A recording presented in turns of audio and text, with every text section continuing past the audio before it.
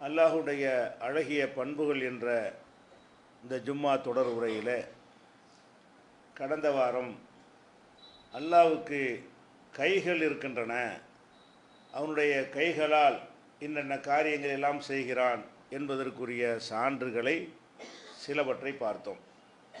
அதன் தொடர்ச்சியாக இன்னொரு செய்தி, வரலாற்று செய்தி. நபிகள் நாயகம் ஸல்லல்லாஹு அலைஹி வஸல்லம் சொல்கிறார்கள், ஆதம் அலைஹிஸ்ஸலாம் அவர்களும் மூசா அலைஹிஸ்ஸலாம் அவர்களும் ஆன்மீக உலகத்தில் சந்திக்கிறார்கள். அது நமக்கெல்லாம் கண்டுபிடிக்க முடியாது.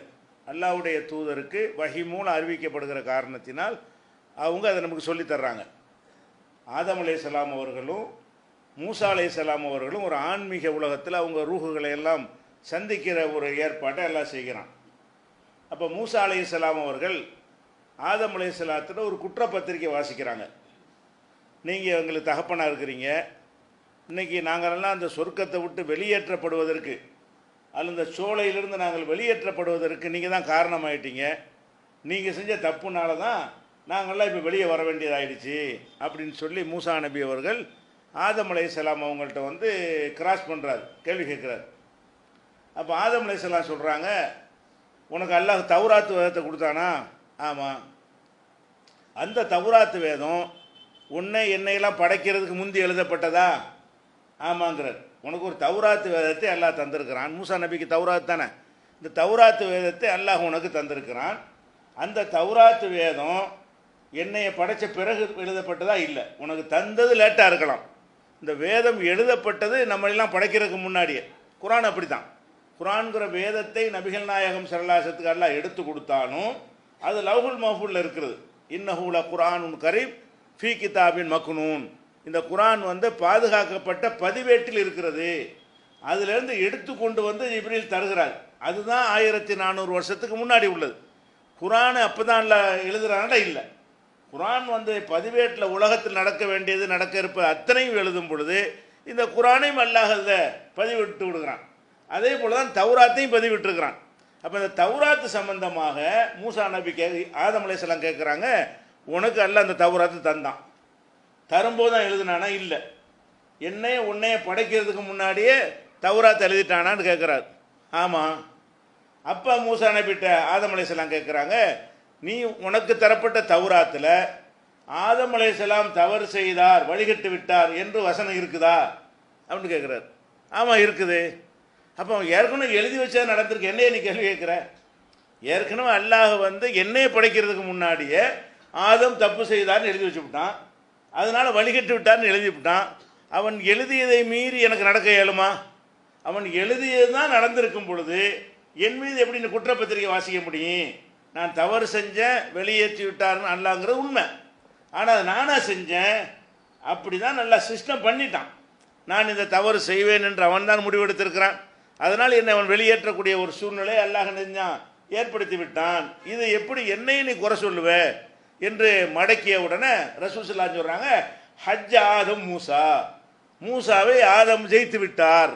இந்த வாதத்தை வச்சோன்னு அவருக்கு ஆன்சர் பண்ண முடியலை, மூசா ஜெயித்துட்டார்னு வருது. இந்த சம்பவத்தில் மூசா நபிட்ட வந்து ஆதம் அலைஹிஸ்ஸலாத்திட்ட மூசா பேசும்போது ஒரு வாசகத்தை சொல்கிறார். என்ன வாசகம்?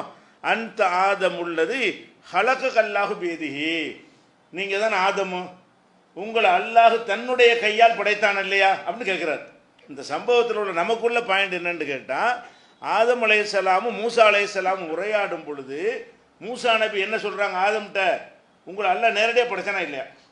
தன்னுடைய கையால் எதிஹி, அவனுடைய கையால் உங்களை படைத்தானா இல்லையா? உங்களை கையால் படைத்து அவ்வளோ பெரிய ஒரு அந்தஸ்தை தந்திருக்கும் பொழுது எங்களெல்லாம் வெளியே கொண்டு வந்துட்டீங்களே, நீங்கள் தப்பு செய்யாட்டி எங்களை வெளியேற்றிருக்க மாட்டானே என்று அவர் கேள்வி கேட்குறார். அப்போ இது ரசூல் ஸல்லல்லாஹு அலைஹி வஸல்லம் வஹீயின் மூலமாக இது நமக்கு சொல்லி தருவதில் இருந்து என்ன தெரிகிறதுன்னு சொன்னால், அல்லாஹ்வுக்கு கை இருக்கிறது. அந்த கை மூலமாக எப்படி முகம் இருக்கிறது, கண் இருக்குது என்பதற்கெல்லாம் ஆதாரங்களை பார்த்தோமோ, அதே மாதிரி அல்லாஹ்வுக்கு கை இருக்கிறது என்பதை ஆதமை அல்லாஹ் தன் கையால் படைத்தான் என்று குரானில் இருக்கிறது. மஹ்ஷர் மைதானத்தில் அது மாதிரி உங்களை அல்லாஹ் கையால் படைத்தான், எங்களுக்கு ஏதாவது உதவி செய்யுங்கன்னு மக்கள் எல்லாம் அவர்கிட்ட போய் பரிந்துரை கேட்பார்கள் என்பது அதுவும் தெரிகிறது. இதே விஷயத்தை ஆதம் அலைஹிஸ்ஸலாம் மூசா அலைஹிஸ்ஸலாம் உரையாடலின் போது பயன்படுத்தின வாசகத்தில் இருந்தும் என்ன தெரிகிறது என்றால் அல்லாஹ்வுக்கு கையின் ஒரு சூனியம்லாம் கிடையாது. அல்லாண்டு அவனுக்கு ஒரு வடிவத்தில் இருக்கிறான், அவனுக்கு கைகள் இருக்கிறது என்பதை இது ஒரு ஆதாரமாக விளக்கி கொடுக்குறோம். அதே போல் நபிகள் நாயகம் ஸல்லல்லாஹு அலைஹி வஸல்லம் வந்து ஒரு யூதர் வர்றார், வேதம் படித்த ஒரு யூதர் வருகிறார்.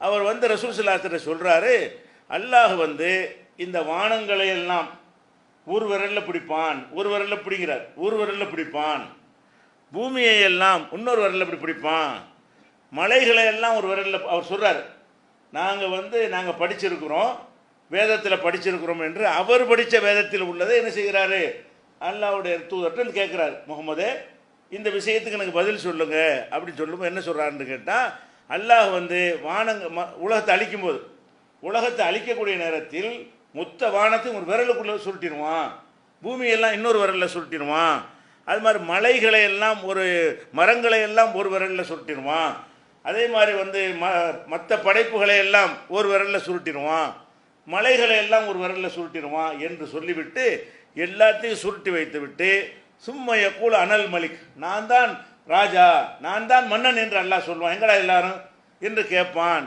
என்று இப்படி ஒரு செய்தியை சொல்கிறார். சொன்ன உடனே ரசூல் ஸல்லல்லாஹு அலைஹி வஸல்லம் செய்கிறாங்கன்னா கடமாய்ப்பல் தெரியுமளவுக்கு சிரிக்கிறாங்க. இவர் சொன்ன ஒரு விஷயம் ஒரு சரியில்லாத விஷயத்தை ஒரு சொல்கிறார், தவறான ஒரு விஷயத்தை, அதுக்காக வேண்டி ரசூல் ஸல்லல்லாஹு அலைஹி வஸல்லம் செய்கிறாங்க, சிரிக்கிறாங்க. சிரிச்சிட்டு ஒரு வசனத்தை ஓதி காட்டுறாங்க. என்ன வசனம்? ஒமா கதருல்லாஹ ஹக்க கதிரிஹி, இவர்கள் அல்லாஹுவை மதிக்க வேண்டிய அளவுக்கு மதிக்கவில்லை, அல்லாஹுவை மதிக்கும் அளவுக்கு மதிக்கவில்லை.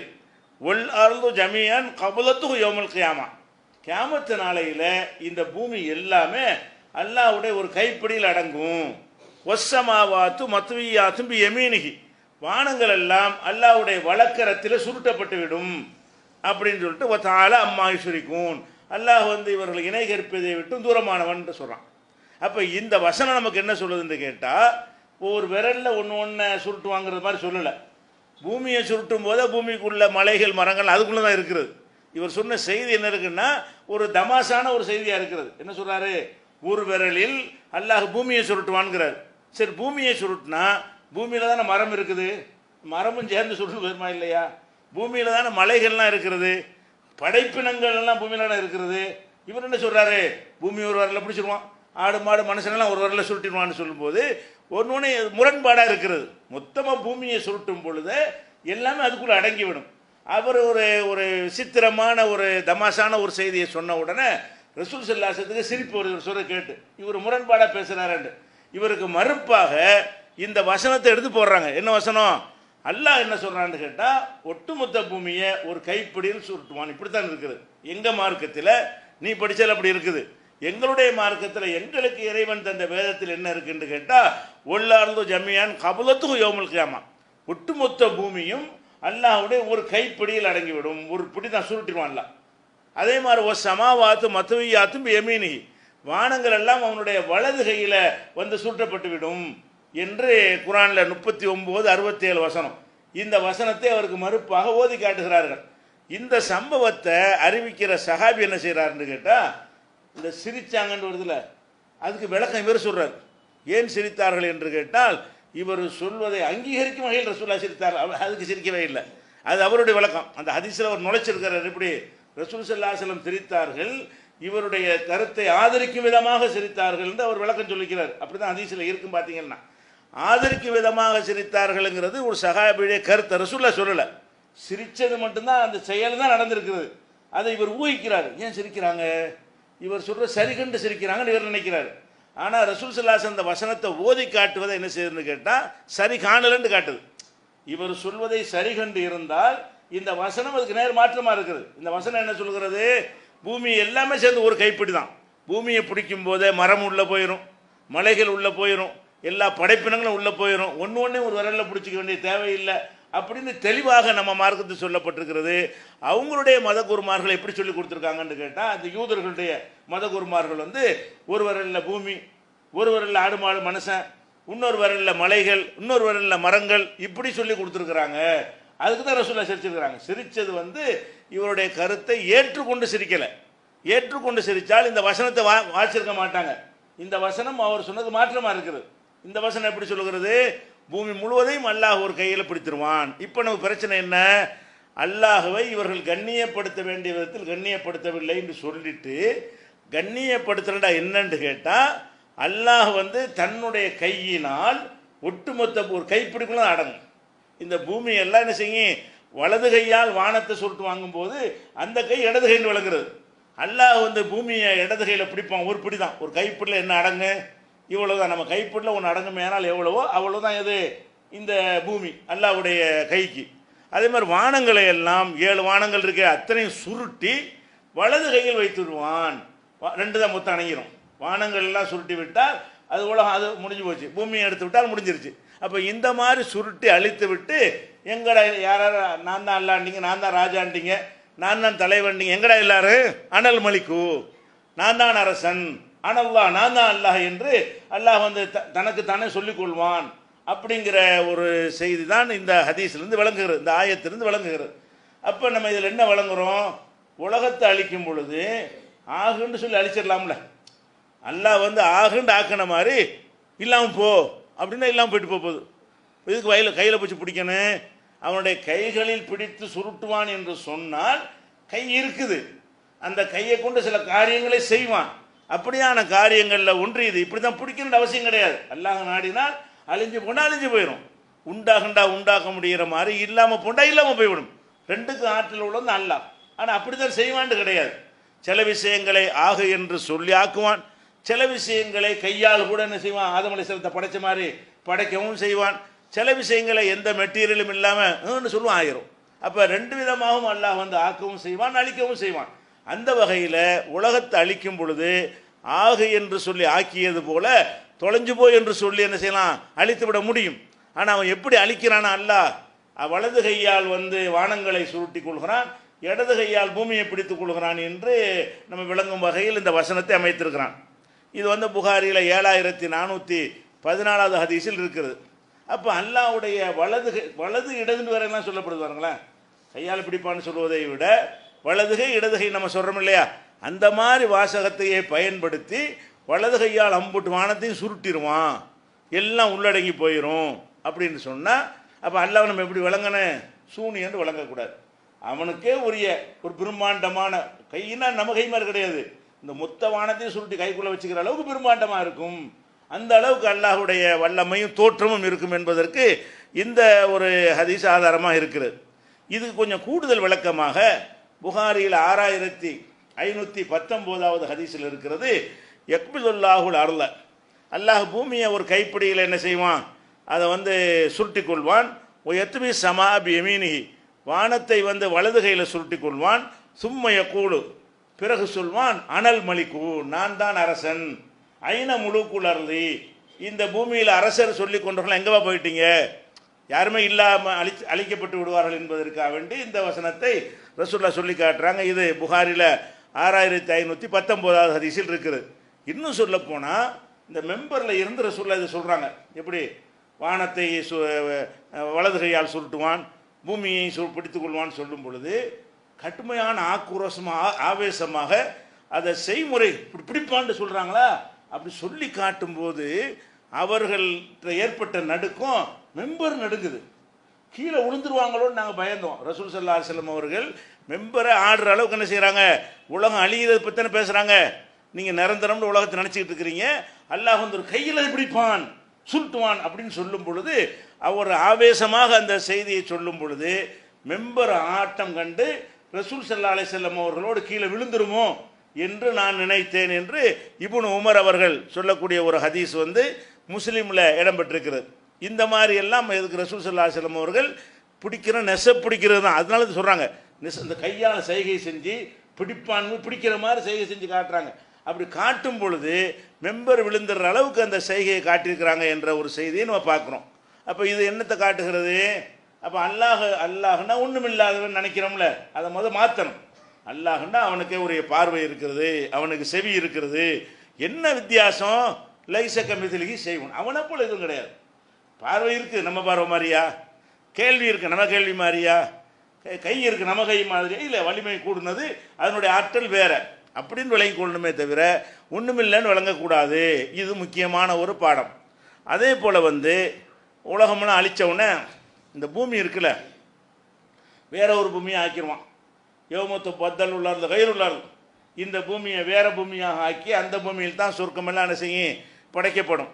படைத்த உடனே இந்த ஏற்கனவே இருந்த பூமி இருக்கு இல்லையா, இந்த பூமி எல்லாம் என்ன செய்கிறான்னு கேட்டால் அந்த மக்களுக்கு வந்து அப்படியே ஹதீஸில் வருது, தக்கூனுள்ளது யௌமுல் கியாமத்தி, கியாமத்து நாளையில் இந்த பூமியெல்லாம் ஹுபுசத்தன் வாஹிதா, அந்த பூமியை பூரா ரொட்டி ஆக்கிடுவான். அல்ல ஒரு ரொட்டியாக என்ன செய்வான், ரொட்டினா நெசமா ரொட்டி, அது மண்ணு தான், அது மாவுலாம் கிடையாது. ஆனால் அல்லாஹ் என்ன செய்கிறான்னு கேட்டால் தன்னுடைய வல்லமையை காட்டுவதற்காக வேண்டி பூமியை திண்டு முடிச்சாச்சுன்னா வேற பூமிக்கு தான் நீங்கள் வந்திருக்கிறீங்க என்று காட்டுவதற்காக வேண்டி தக்கூனுல் அர்து யௌமுல் கியாமத்தி ஹுபுசத்தன் வாஹிதா, இந்த பூமி கியாமத்து நாளையில் ஒரு ரொட்டியை போல் ஆகிவிடும். ரொட்டியே இல்லை, ரொட்டியாக ஆகிவிடும். எத்த கஃபவுகள் ஜப்பார் எதுகி, ஜப்பார்னு அல்லாஹ், அல்லாஹ் தன்னுடைய கையால் ஒரு கைப்பிடியில் அது பிடிப்பான். ரொட்டியை பிடித்து விட்டு எந்த மாதிரி நீங்கள் சஃபரில் பிரயாணத்தில் எப்படி ரொட்டியை சுருட்டி கொள்வீர்களோ அந்த மாதிரி இந்த பூமியை ரொட்டியாக ஆக்கி அதை நமக்கு சொர்க்கவாசிகளுக்கு உணவாக வேற கொடுப்பான் என்று புகாரில் 6520வது ஹதீஸில் இருக்கிறது. அப்போ இந்த பூமியை அழிச்சிருவான். அழிச்சது மாத்திரம் இல்லாமல் தன் கையில் சுருட்டி பார்த்தா ரொட்டியாக போயிருக்கும். ஒன்றும் இல்லாததை பூமியை உண்டாக்குனவனுக்கு அதை ரொட்டியாக உண்டாக்குற பெரிய விஷயம் இல்லை. உண்பதற்குரிய ஒரு பொருளாக என்ன செய்வான், அதை மாற்றி நம்ம சொர்க்கவாசிகள்லாம் சாப்பிட கொடுத்து நம்ம இருந்த பூமி காலி திண்டு முடிச்சிட்டோம், இது வேற உலகத்துக்கு வந்திருக்கிறோம் என்று காட்டுவதற்காக அதை செய்வான் என்பது புகாரியில் 6520வது ஹதீஸில் இருக்கிறது. அப்போ இதெல்லாம் எதுக்கு இதெல்லாம் ரசூல் ஸல்லல்லாஹு அலைஹி வஸல்லம் சொல்லி காட்டுறாங்க, அல்லாவை பற்றி தக்க முறையில் புரிந்து கொள்ளணும். அல்லாவை வந்து நம்ம இஷ்டத்துக்கு நம்ம இப்படி இருந்தால் தான் அல்லாஹ் இருக்கு நம்ம விளங்கிடக்கூடாது. இந்த மாதிரி அல்லாஹ் இருந்தால் சிறப்பாக இருக்குமே நம்ம ஒரு உருவத்தை உண்டாக்கி கொள்ளக்கூடாது. அல்லாஹ் தன்னை பற்றி என்ன சொல்லுகிறானோ அதுதான் அல்லாஹ். அல்லாஹ்வுடைய ரசூல் அல்லாஹை பற்றி என்ன சொல்கிறார்களோ அவன் தான் அல்லாஹ். அப்போ நம்மளா ஒரு அல்லாஹ்வுக்கு சில விஷயங்கள் என்ன செய்யக்கூடாது, வியாக்கியாங்கனை கொடுத்து செய்யக்கூடாது என்பதற்காகத்தான் இதெல்லாம் எடுத்து காட்டப்படுகிறது. அதே போல் வந்து ரசூல் ஸல்லல்லாஹு அலைஹி வஸல்லம் சொல்கிறாங்க, நேர்மையாக நடந்த மக்கள் இருக்காங்க இல்லையா, அவங்க என்ன செய்வாங்கன்னு கேட்டால் அல்லாஹ் வந்து தன் வலப்புறத்தில், அல்லாஹ்வுக்கு வலப்புறமா அப்படி ஹதீஸில் வருது, அலா மனாபிர மின்னூரின் அன் யமினிர் ரஹ்மான், ரஹ்மானுடைய வலதுகை பக்கமாக ஒளியால் ஆன மேடை இருக்குமா. அல்லாஹ் இருப்பான், அரசில் இருப்பானா, அவனுடைய வலது பக்கம் ஒரு ஒளியினாலேயே செய்யப்பட்ட ஒரு மேடை, மெம்பர், மனாபிர்னு ஒரு மெம்பர் வருது. அந்த மெம்பரில் என்ன செய்வான்னு கேட்டால் நேர்மையாக நடக்கிறாங்கல்ல துன்யாவில், அவங்கள உட்கார வைப்பான். ஒவ்வொருத்தரும் ஒரு ஸ்டேஜ் கொடுக்குற மாதிரி, ஒவ்வொருத்தரும் உட்கார வைப்பதற்காக வேண்டி ஒரு அந்தஸ்து எல்லாம் கொடுக்குற மாதிரி அல்லாஹ்வுடைய வலப்புறமாக ஒளியால் ஆன ஒரு மேடைகள் அமைக்கப்பட்டிருக்கும்.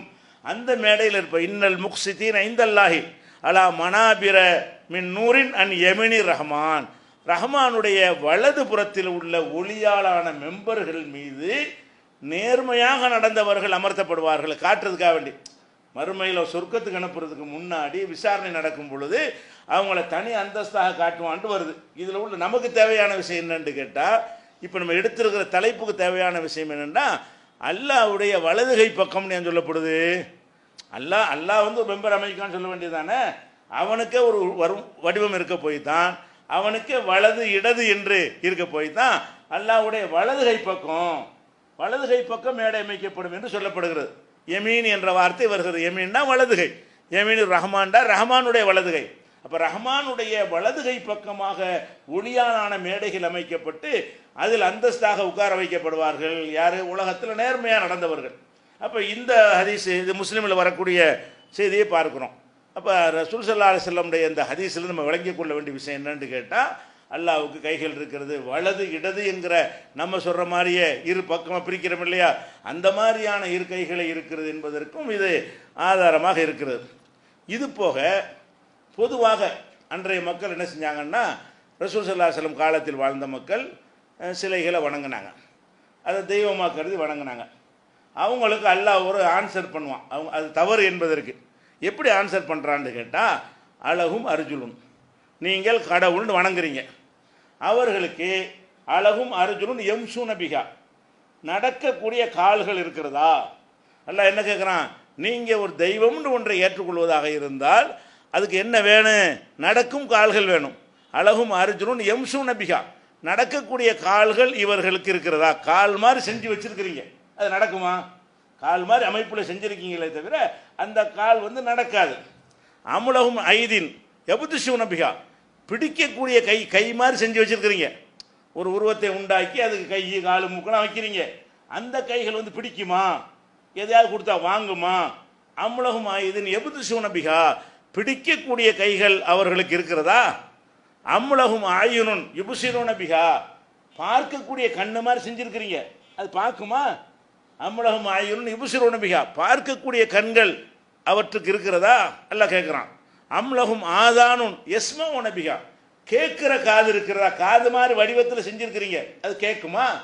அப்போ அல்லாஹ் என்ன கேட்குறான்னா, நீங்கள் தெய்வங்கள் என்று நினைக்கக்கூடியவர்களுக்கு கால்கள் இருக்கின்றன, அவை நடக்காது. கைகள் இருக்கின்றன, அவை பிடிக்காது. கண்கள் இருக்கின்றன, அவை பார்க்காது. காதுகள் இருக்கின்றன, அது கேட்காது. இந்த மாதிரி இருக்குதப்பா, இப்படி இருக்கலாமா? இப்போ கடவுள்னா இதெல்லாம் இருக்குனுங்கிறான்லாம். அதாவது இதில் விஷயம் என்னன்னு கேட்டால், அப்போ உங்கள் கடவுள் இருக்கான்னு கேட்டால் இருக்குன்னு தானே சொல்லணும். நம்மளுக்கு இல்லைன்னு அதை கேட்கலாமா? ஓன் கடவுளுக்கு பிடிக்கிற கை இருக்கான்னு கேட்குறோம். அப்போ ஓன் கடவுளுக்கு இருக்கான்னு கேட்டால் இருக்குன்னு சொல்லணும்.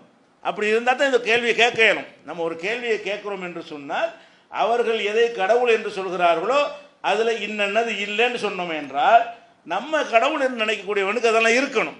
அப்படி இருந்தால் தான் இந்த கேள்வியை கேட்க முடியணும். அப்போ அல்லாஹுக்கு பார்க்கிற கண்கள் இருக்கிற காரணத்தினால்தான், கேட்கிற காதுகள் இருக்கின்ற காரணத்தினால்தான், பிடிக்கிற கைகள் இருக்கிற காரணத்தினால்தான், நடக்கிற கால்கள் இருக்கிற காரணத்தினால்தான் இதெல்லாம் இங்கே இருக்குதான்னு கேட்குறான்.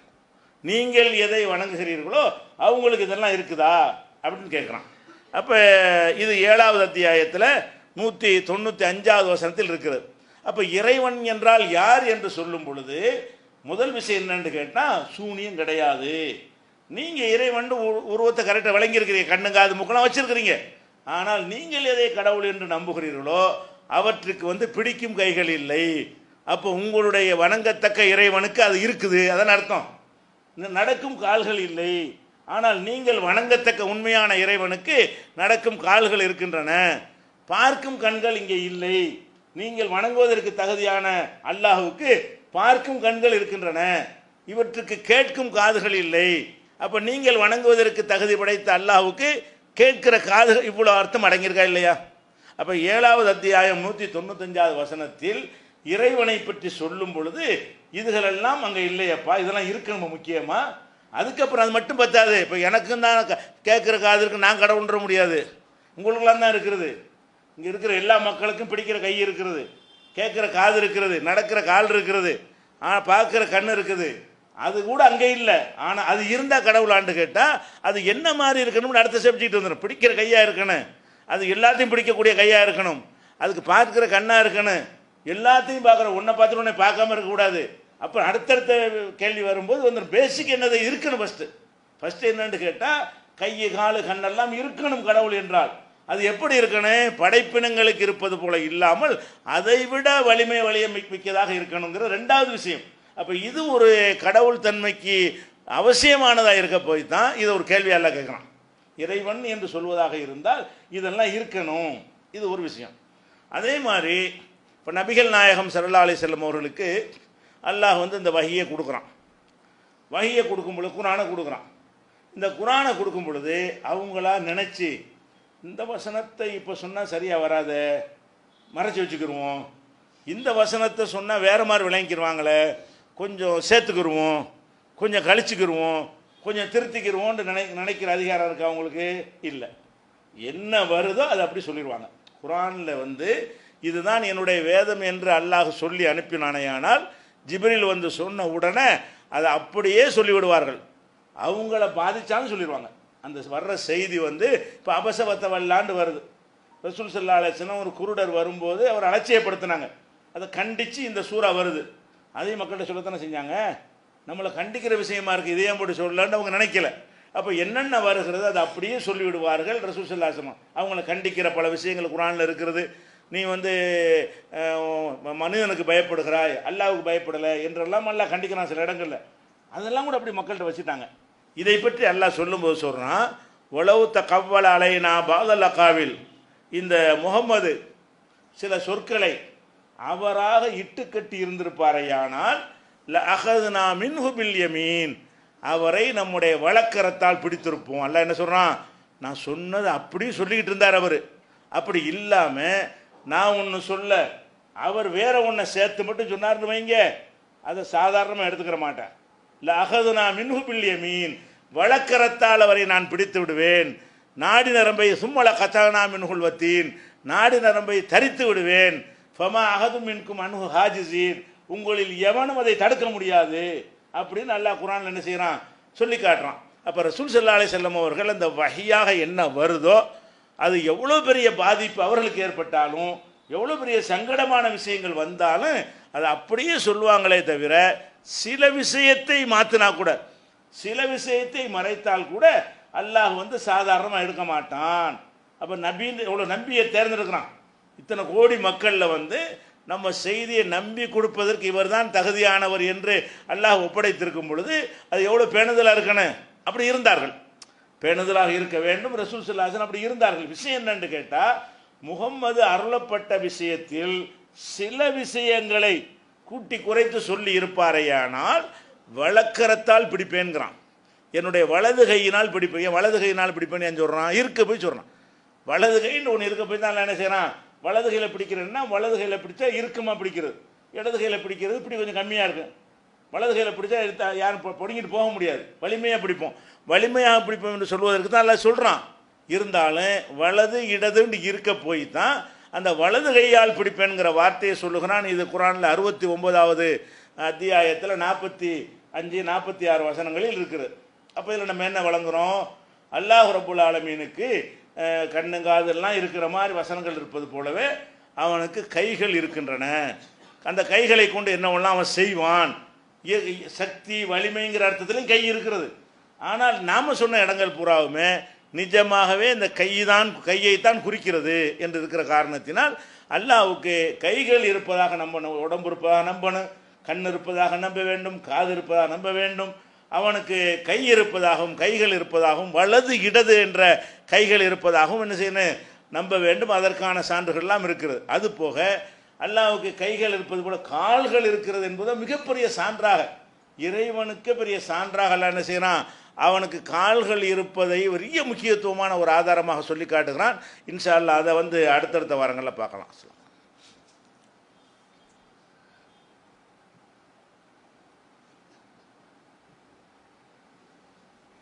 அன்பிற்குரிய சகோதரர்களே, இப்போ சமீபத்தில் மத்தியில் பொறுப்பேற்றிருக்கக்கூடிய பாஜக அரசு ஏற்கனவே கிடப்பில் போடப்பட்டிருந்த முத்தலாக்கு மசோதாவை எடுத்து நேற்று அமைச்சரவை கூட்டத்தில் அதுக்கு ஒப்புதல் சட்டமாக்குவதற்கு ஒப்புதல் வாங்கியிருக்கிறார்கள்.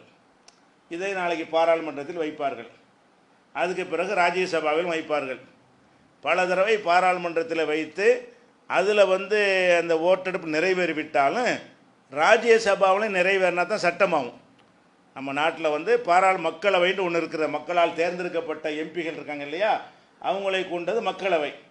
எம்எல்ஏக்களால் தேர்ந்தெடுக்கப்படக்கூடிய ராஜ்யசபான்னு ஒன்று இருக்குது, மாநிலங்களவைன்னு சொல்லி. அந்த மாநிலங்களவையிலையும் ஜெயிச்சா தான் ஒரு சட்டம் அமுலாக முடியும். மக்களவையில் மெஜாரிட்டி இருக்கிறது, கூட்டணி கட்சி ஆதரவோடு இருந்தாங்க, அது நிறைவேற்றி கொண்டார்கள். இப்போ தனி மெஜாரிட்டியோட அந்த சட்டம் பாஸ் ஆகிவிடும். ஆனால் மாநிலங்களவையில் இன்னைக்கு மெஜாரிட்டி கிடையாது, பெரும்பான்மை கிடையாது. அப்படி போன ஒருவேளை மற்ற கட்சிகள்லாம் அரவணைத்து அவங்களையும் விலை போய் ஆதரவு தெரிவித்தார்களே, ஆனால் அப்போ நிறைவேறதுக்கு வாய்ப்பு இருக்கிறது. அப்போ சட்டமாகிவிட்டால் அந்த ஒரு அச்சுறுத்தலை நமக்கு தர வேண்டும் என்று அவர்கள் என்ன செய்கிறாங்க, கொண்டு வர்றாங்க. இதில் எது விளங்குறது என்று கேட்டால், முஸ்லீமுக்கு எதிராக ஏதாவது செஞ்சால் நம்ம தக்க வைத்துக் கொள்ளலாம் அப்படின்னு நினைக்கிறார்கள். முஸ்லீம்களோடு மோதி கொண்டிருந்தால் பெரும்பான்மையான மக்கள் ரசிக்கிறார்கள், பெரும்பான்மையான மக்கள் ஆதரிக்கிறார்கள், பெரும்பான்மை மக்களுடைய வாக்கு கிடைக்கும் என்று கணக்கு போடுகிறார்களே தவிர நாட்டுக்கு எது நல்லது என்று கணக்கு போடக்கூடியவர்களாக இருக்கவே இல்லை. 3ஆம் தேதி காணா போன இராணுவ ஹெலிகாப்டர் வந்து நேத்தான் கண்டுபிடிக்கிறாங்க. அவ்வளோக்கு வீக்காக இருக்கிறமே அதையில் சரி பண்ணணும். 3ஆம் தேதி இராணுவத்தினுடைய ஹெலிகாப்டரை காணா 13 பேரோட. 4ஆம் தேதி கண்டுபிடிக்கல, சேட்டைட்டு விட்டுருக்கோம், அது விட்டுருக்கோன்னு பெருமை அடிக்கிறார்களே தவிர அதை கண்டுபிடிக்க முடியலை. நேற்று தான் செஞ்சு நொறுங்கி போய் கிடக்கிறத எல்லாம் பாடி இறந்து விட்டார்கள் டிக்ளேர் பண்ணியிருக்கிறார்கள். இந்த மாதிரி ஆகிற காரியத்தை விட்டுவிட்டு மக்களுக்கு தேவையான விஷயங்களை விட்டுவிட்டு இப்படி சொன்னால் நல்லா செய்கிறார் நினைப்பாங்களாம், அப்படி நினைக்கிறார்கள். இப்படி மக்களும் இருக்கிறார்கள். அதிகமான மக்கள் என்ன செய்கிறாங்க, முஸ்லீமோட மோதினார்களேயானால், முஸ்லீமுக்கு எதிராக ஏதாவது செய்தார்களேயானால் அதில் திருப்தி அடைவார்கள். அதுக்கு பிறகு என்னவாயிருன்னா விலைவாசி மறந்து போயிடும். பெட்ரோல் விலை பெருசாக தெரியாது. எவ்வளோ பெரிய பணத்தட்டுப்பாடு இன்றைக்கி இப்போ கடுமையான நெருக்கடியில் இருக்கிறோம், அதெல்லாம் பெருசாக தெரியாதுங்க. நல்லா அடிக்கிறாரு, நல்ல பயங்கரமாக கொடுக்குறாரு, இப்படின்னு நினைக்கிறார்கள். இப்படி நினைக்கக்கூடிய மக்களாக அதிகமான மக்கள் இருக்கிற காரணத்தினால் அவர்களை திருப்திப்படுத்தத்தான் இதை கொண்டு வர்றாங்களே தவிர இது ஒரு அறிவுபூர்வமான ஒரு சட்டமாக 3 தலாக்குக்கு வந்து அந்த தண்டனைக்குரிய குற்றம் அப்படின்னு கொண்டு வந்தார்களே. ஆனால் எல்லா மதத்துக்காரங்களும் கொடுக்கக்கூடிய தலாக்கு முத்தலாக்காக தானே இருக்குது. தலாக்குன்னா சேர முடியாது. 3 தலாக்குன்னா என்ன, 1 தலாக்குன்னா சேர்ந்து கொள்ளலாம், 2 தலாக்குன்னா மறுபடியும் சேர்ந்து கொள்ளலாம், 3 தலாக்குன்னா சேர முடியாது. மற்ற மதங்களில் கொடுக்கக்கூடிய கோர்ட்டில் கொடுக்கக்கூடிய தலாக்கெலாம் என்னவா இருக்குது, முத்தலாக்காக தான் இருக்கிறது. வார்த்தையை சொல்லலையே தவிர சேர முடியாத தலாக்கு தான். அப்போ முஸ்லீமை மட்டும் குறி வச்சு செய்கிற மாதிரி நினைத்து கொண்டு செய்கிறார்கள். அவர்கள் வைத்திருக்கிற எல்லா சட்டங்களுமே முத்தலாக்காகத்தான் இருக்கிறது. பைத்தியகாரத்தனமாக செய்து கொண்டிருக்கிற காட்சியை பார்க்குறோம். ஆனால் இப்படியெல்லாம் செய்கிற காரணத்தினால அவர் சட்டமாக்க மெஜாரிட்டி வந்து ராஜ்யசபாவிலையும் மிரட்டி மெஜாரிட்டியை பற்றி சட்டமாக்கி விட்டாலும் நாம் அஞ்ச தேவையே இல்லை. குடும்ப வாழ்க்கையில் ஒருத்தருக்கு பிடிக்கவில்லை என்று சொன்னால் விவாகரத்து செய்யணுங்கிற அளவுக்கு வந்து விட்டது என்று சொன்னால் அப்போ தான் விவாகரத்தை இஸ்லாம் அனுமதிக்கிறது. அப்படிப்பட்ட நேரத்தில் அந்த மாதிரி சந்தர்ப்பம் வரும்பொழுது நம்ம தெளிவாக இவங்களுடைய சட்டம் நம்மளை ஒன்றும் செய்ய முடியாத அளவுக்கு தெளிவான முறையில் நம்முடைய காயை நகர்த்தினோம் என்று சொன்னால் இவர்கள் வைத்திருக்கிற திருத்தி கொண்டு வர இருக்கிற அந்த சட்டம் நாக்கு வலிப்பதற்கு கூட உதவாது. அவங்களால் ஒன்றும் செய்ய முடியாது. அது எப்படி நம்ம அதை டீல் பண்ண வேண்டும் என்று சொன்னால் விவாகரத்து பண்ணணும் தான் ஆகணும், எடுத்தேன்னு பண்ணக்கூடாது. அந்த மாதிரி ஒரு நிலையை ஒரு சந்திப்பானையானால் அழகாக அந்த நோட்டீஸை தெளிவாக எழுதிடணும். இஸ்லாமிய அடிப்படையில் முத்தலாக்கு அனுமதி இல்லாத காரணத்தினால் நாங்கள் 1 தலாக்கு தான் விடுகிறோம் என்று எழுதிவிட்டு அதோடு முடிச்சிடலாம். பேப்பரில் தெளிவாக இருக்கும். முத்தலாக்கு இல்லையா, நாங்கள் தான் இல்லைன்னு தானே போட்டிருக்கிறோம். இப்போ வந்து இந்த எந்த பேப்பரை வைத்துக்கொண்டு நடவடிக்கை எடுக்க போகிறானோ அந்த பேப்பர் நாங்களே சொல்லிவிடுவோம். எப்படி 3 தலாக்கு ஒரே நேரத்தில் விடுவதற்கு இஸ்லாத்தில் அனுமதி இல்லாத காரணத்தினால் 1 தலாக்கை நாங்கள் என்ன செய்கிறோம், இப்போ நாங்கள் அமுல்படுத்துகிறோம் என்று சொல்லி நோட்டீஸ் அனுப்பினீர்களே. ஆனால் அதை கொண்டு போய் புகார் கொடுத்து அவனும் செய்ய முடியாது. முத்தலாக்கு தான் இல்லைன்னு அவனே சொல்லியிருக்கிறானே, அவனே முத்தலாக்கு நீ ஏன் முத்தலாக்கு கேஸை கொண்டு வரேன்ருவாங்க. அப்போ நீங்கள் தேவையில்லாமல் போய் முத்தலாக்குன்னு சொல்லி மாட்டிக்கிறதுனால இது வருகிறது. அதனால் இவர்கள் என்ன சட்டம் சும்மா அவங்களை திருப்திப்படுத்துவதற்கு ஒரு இது உதவுமே தவிர இதில் நம்மளை அழிப்பதற்கோ நம்ம சட்டத்தில் கை வைப்பதற்கோ இதெல்லாம் ஒன்றும் செய்ய முடியாது. அதே நேரத்தில் வந்து இவங்க கை வைக்கணும் நீங்கள் பார்த்தீங்கன்னு சொன்னால் நம்ம மிஸ்டேக்கில் அது இருக்கும். இஸ்லாத்தில் அது இல்லை. ஒரு நேரத்தில் முத்தலாக்கு என்பது இல்லை. இல்லாத ஒன்றை நீங்கள் செய்ய போய் தான் என்ன செய்ய முடியும். அவனை இந்த இலங்கையில் செஞ்சானே இல்லையா, முகத்தை திறக்கணும் மூடக்கூடாதுன்னு சொல்லி சட்டம் போட்டாங்க. ஏன்னு கேட்டால் நீங்களாக உண்டாக்கிட்ட சட்டம். முகத்தை மறைக்க வேண்டும் என்பது நீங்களாக உண்டாக்கிட்டீங்க, அல்லாஹ் சொல்லவில்லை. அதை கை வைக்க இயலுது. இப்போ கை வைக்கிறான்னு சொன்னால் தலாக்கிலே கை வைக்க சொல்லவே மாட்டேங்கிறான். முத்தலாக்கு சரியில்லை, முத்தலாக்கு அதை நாங்களும் தான் சொல்கிறோம். இத்தனை வருஷமாக நாமும் பிரச்சாரம் பண்ணுகிறோம். இருந்தாலும் இவன் ஏன் தலையிடுறா என்பதுதான் டாப்பிக்கே தவிர இஸ்லாத்தில் முத்தலாக்கு என்பது கிடையாது தானே. ஒரே நேரத்தில் 3 தலாக் கொடுப்பதற்கு அனுமதி கிடையாது. ஒரு விவாகரத்தோடு முடித்து கொள்ளலாம். பல வருஷத்துக்கு பிறகு விரும்பினால் சேர்ந்து கல்யாணம் பண்ணி கொள்ளலாம், இல்லைன்னா அப்படி விட்டுடலாம். அப்படி தான் மார்க்கத்தில் இருக்கே தவிர முத்தலாக்கு கிடையாது என்றாலும் இவர்கள் அதில் தான் கை வைக்க முடிகிறது. எதில் மிஸ்டேக் பண்ணியிருக்கிறோமோ, நம்ம எதில் தப்பு செஞ்சுருக்கிறோமோ அதில் தான் கை வைக்கிறார்கள் என்பதையும் கூடுதலாக புரிந்து கொள்ள வேண்டும். அப்போ இஸ்லாத்தில் இல்லாத இது போன்ற செயல்களை நம்மளை விட்டு ஒழிக்கணும். அவர்கள் இஸ்லாத்தில் கை வைக்க வந்தார்களே, ஆனால் கை வைக்க முடியாத அளவுக்கு பாதுகாப்பாக கவனமாக நம்ம நடந்து கொள்ள வேண்டும். அப்படி புரிந்து நடக்கிற நன்மக்களாக அல்லாஹ் நம் அனைவரையும் ஆக்கி அருள் புரிவானாக. அஸ்ஸலாமு அலைக்கும்.